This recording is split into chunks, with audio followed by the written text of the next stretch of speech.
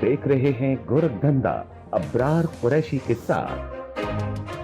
अस्सलाम वालेकुम, आप देख रहे हैं गोरखधंधा अब्रार कुरैशी। आपसे मुखातिब हूँ साहिबो। आज इन पहलुओं के ऊपर बात करनी है। ईरान जंग और ट्रंप किस नौयत की भीख मांग रहे हैं। पेट्रोल सस्ता होने की कहानी और खौफनाक इंकशाफ किस नौयत का है। ईरान का पाकिस्तान आने का इकरार और दूसरी जानिब जो है वो इनकार की खबरें भी चल रही हैं। इसहाक डार साहब ने सहाफ़ियों को जो है वो खुफिया ब्रीफिंग किस नौयत की दी है। जज का अदलिया पर अदम एतमाद, यानी कि जज अपने ही ऊपर जो है वो अदालतों के ऊपर इंसाफ के निज़ाम के ऊपर अदम एतमाद का इजहार कर रहे हैं। ये सारी सूरत हाल क्या है। सबसे पहले देखिए, इमरान खान साहब की रिहाई के हवाले से एक तो 7 तारीख को बारोज़ मंगल अडयाला जेल के बाहर खालिस्तान अलीमा खान साहिबा ने जो कॉल दी है उसमें वो कहती हैं कि 10,000 जो अहदेदार हैं, MPA हैं, MNA हैं, वो अपनी ज़ात को लेके और अपने लोगों को लेके जो है वो अडयाला जेल के बाहर आएँ। पहला मास तो ये देखना होगा कि इससे कबल तो कभी 10,000 लोग आए नहीं, तो इस बार कितने लोग आएंगे। फिर 9 तारीख को 9 अप्रैल को जिस दिन इमरान खान साहब की हुकूमत 4 साल कबल ख़त्म की गई थी, वो दिन उसकी आमद है और 4 साल होने को हैं। तो उस दिन लियाकत बाग में रावलपिंडी के अंदर जलसा रखा है। उसका NOC अभी तक नहीं मिला। दरख्वास्त यकीनन दे दी गई है, कभी भी NOC नहीं मिलेगा, परमिशन नहीं मिलेगी। तो वो अमल क्या होगा वो भी देखना पड़ेगा और उसके बाद पाकिस्तान तहरीक इंसाफ क्या करेगी, ये सारी सूरत हाल आपके सामने जल्द वाज़ेह हो जाएगी। वहीं पे देखिए कि ईरान जंग के हवाले से जो हालात और वाक़यात हैं, उसी तरह से जंग जो है वो वक्फे से जारी और सारी है। जंग के ऊपर बात करने के बाद हम जो पेट्रोल का किस्सा है ये आपके सामने रखेंगे। लेकिन ट्रंप जो हैं वो जहाँ पे अमेरिकी मीडिया के बकौल रोज़ाना तकरीबन 24 झूठ बोलते हैं और अब तक वो 500 के करीब जो है वो झूठ बोल चुके हैं। ट्रंप साहब कहते हैं कि ये जंग हम जीत चुके हैं तो घर जाएँ, वापस जाएँ, यहाँ ढूंढ क्या रहे हैं। हम पूरे तेहरान के ऊपर उड़ सकते हैं, ठीक है, उड़ सकते हैं तो उड़ जाइए, उड़ते रहिए और वो हमारा कुछ नहीं बिगाड़ सकते। जाइए, पता चल जाएगा आपके। तो गुज़श्ता रोज़ भी जो है वो महंगे तरीन 2 जहाज़ जो हैं वो तबाह हो चुके हैं। टोटल तादाद जो है वो मेरे ख्याल से 17 हो चुकी है। और आप जो इल्ज़ामात हैं अब वो इसराइल को दोष दे रहे हैं कि उसने हमें गलत ब्रीफ किया है, फ़लाँ चीज़ें की हैं।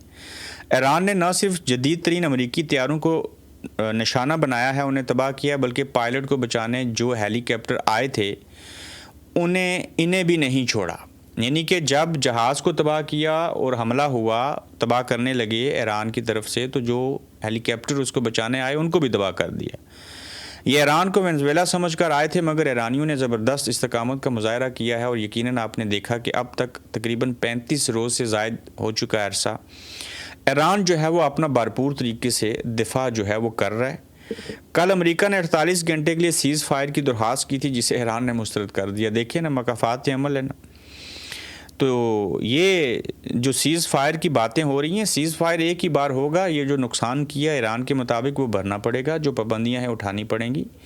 कम से कम एक पाबंदी तो उठा देना कि पाकिस्तान को इजाज़त दे दें कि वो ईरान से तेल ले लें, सस्ता तेल ले लें, पड़ोस से ले लें, वो दूर से जाके लेते हैं। तो दुनिया के ऊपर आप पाबंदियाँ लगाते हैं, तो अब चीन और रशिया और ईरान जो हैं और एक साथ मिल चुके हुए हैं। अब तुर्की, पाकिस्तान ईरान के साथ अगर होगी और अफ़गानिस्तान भी, अल्लाह करे ये चीज़ें हो जाएं, ये इस्लामी मुल्क जो हैं वो इस जंग से सबक सीखे हैं, तो बहुत सारी चीज़ें हो सकती हैं। वहीं पे पाकिस्तान के ऊपर प्रेशर है। चीन कह रहा है हमारे पैसे दो। सऊदी अरेबिया ने अभी मांगे नहीं हैं, लेकिन वो भी मांग सकता है। दुबई ने मांग लिए हैं। $200 अरब जो है वो कहाँ से देंगे। ये जो रिज़र्व रखे गए हैं, इनको जब आप छेड़छाड़ करेंगे, वापस निकालेंगे, तो हमारी मैशत का तो बेड़ा गर्क हो जाएगा। पहले भी आप देखिए कि जिस तरह की सूरत हाल पैदा हो चुकी है, उसमें पहले आपने 3 दिनों में पहले 8 रुपये, फिर 50 रुपये, फिर 57, तकरीबन कोई 115 रुपये जो है वो पेट्रोल महंगा किया गया और 115 रुपये महंगा करके 80 रुपये उसके ऊपर कम कर दिए। अब इसको अवामी प्रेशर कहें, इसको बेवकूफ़ी कहें, इसको क्या कहें। ये पेट्रोल सस्ता की जो असल कहानी है वो साहिबों मैं आपके सामने रखता हूँ। एक तंदूर वाले ने बादशाह के दरबार में हाज़िर होकर अर्ज़ की, हज़ूर रोटी महंगी करना चाहता हूँ, 2 रुपये में गुजारा मुमकिन नहीं है, उसे 5 रुपये कर दूँ। तो बादशाह ने फरमाया कि उसे 20 रुपये कर दो।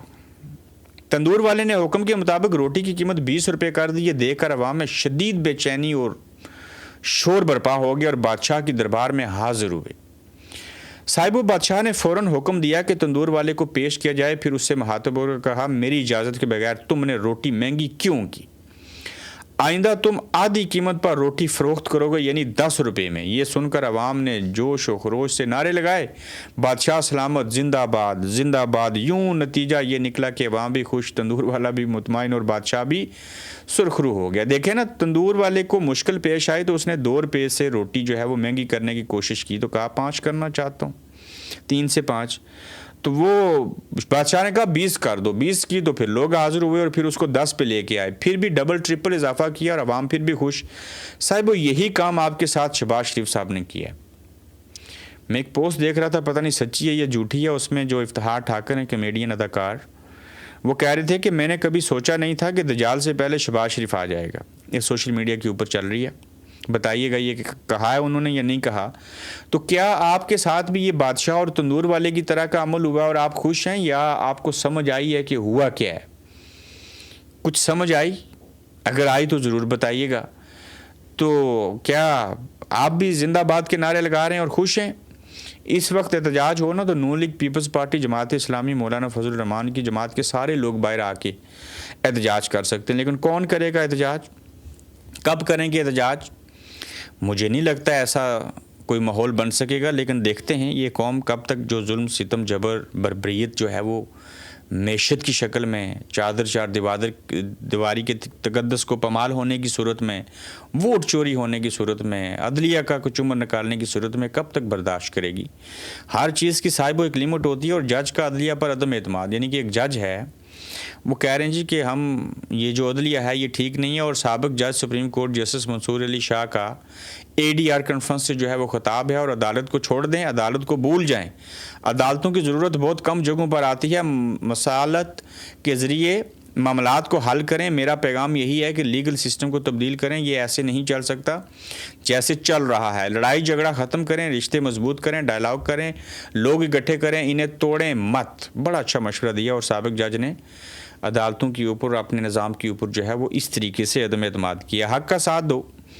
دیکھیے، ایمان مزاری، ہادی علی چٹھا کو رہا کرو۔ ایمان مزاری، ہادی علی چٹھا کے غیر قانونی قید کے 72 دن ہو چکے ہیں، کسی کے سر کے اوپر کوئی جوریں گی، جنہیں غیر قانونی سزا کے ذریعے قید رکھا گیا، اور اب عدلیہ ابتدائی سماعت پر اپیلوں کی سماعت نہ کر کے ایمان اور ہادی علی چٹھا کو منصفانہ عدالتی سماعت کے حق سے محروم کر رہے ہیں۔ عمران خان جیل میں ہے، کیا ہادی علی چٹھا اور ایمان مزاری ان سے بڑے ہیں؟ بشرا بیگم جیل میں ہے۔ میں کہتا ہوں کہ عمران خان کے مقابلے میں جس نے کوئی جیل کاٹی یا صحبتیں برداشت کر رہے ہیں وہ بلوچستان کے لوگ ہیں، اور مہرنگ بلوچ جیل میں ہے، کچھ نہیں ہو رہا۔ پاکستان رائٹس موومنٹ کا مطالبہ ہے کہ جعلی فراڈ کیس میں قید ایمان مزاری اور ہادی علی چٹھا کو فوری طور پر رہا کیا جائے۔ اور بھائی، یہ 3 سال سے پیٹ رہے ہیں، انہیں کوئی رہا نہیں کر رہا، تو انہیں کیسے چھوڑ دے گا؟ یہاں کتنے لوگوں کو پکڑا گیا، مارا گیا، چیزیں ہوئی۔ میں کئی بار سوچتا ہوں وہ لوگ ٹھیک تھے جنہوں نے بیعت کر لی اور سیاست چھوڑ دی اور تحریک انصاف کو چھوڑ دیا اور عیاشی کر رہے ہیں۔ دیکھیں نا، فواد چودھری اور یہ سارے لوگ، اور عمران اسماعیل گانے گاتے ہوئے، نغمے گاتے ہوئے، گورنرشپ انہوں نے دیکھی، تو آج مزے میں ہے نا۔ کل ایک وقت آئے گا یہ پھر سے ساتھ ہو جائیں گے۔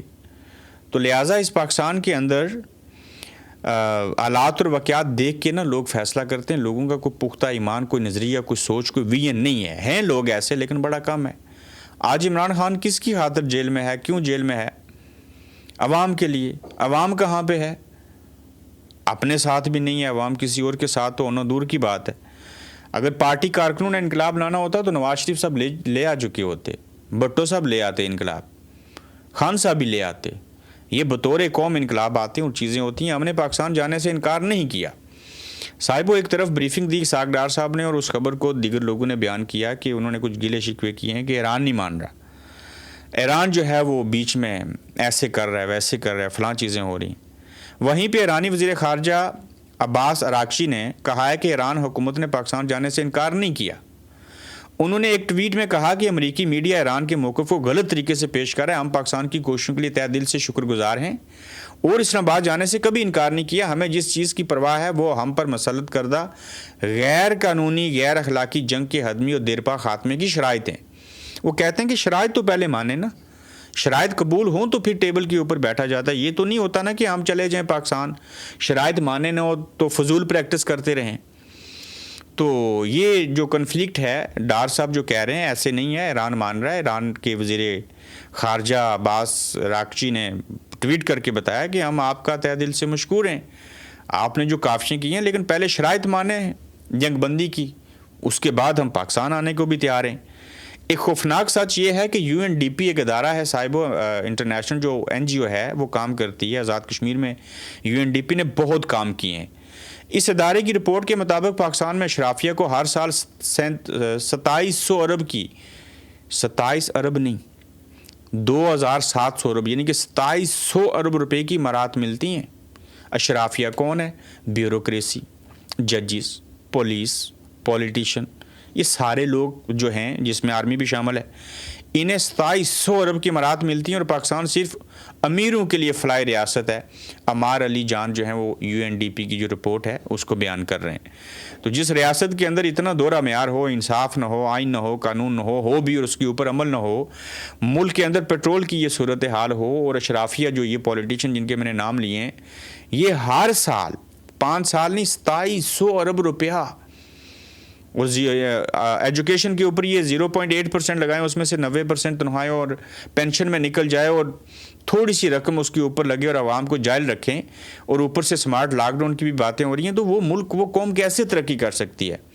یعنی کہ ہماری تو ترجیحات ہی سیٹ نہیں ہیں۔ سمارٹ لاک ڈاؤن کی تیاریاں کی جا رہی ہیں جیسے کووڈ کے حالات آئے تھے، اور توانائی بچت کے سلسلے میں چاروں صوبوں سے مشاورت کا عمل تیز ہو چکا ہے۔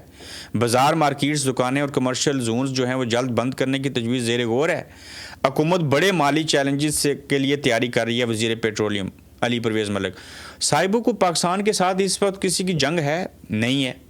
کووڈ بھی آیا تھا، اس میں بھی حالات برے ہوئے تھے، اتنا پیٹرول عالمی منڈی میں اتنا بھی مہنگا نہیں تھا جتنا اب ہے۔ عمران خان صاحب کے کووڈ کے دور میں عالمی منڈی کے اندر اتنا پیٹرول ڈیزل مہنگا نہیں تھا جتنا اب ہے، یعنی کہ اب کم ہے، اس وقت زیادہ تھا اور پھر بھی وہ 150 روپے لیٹر تھا۔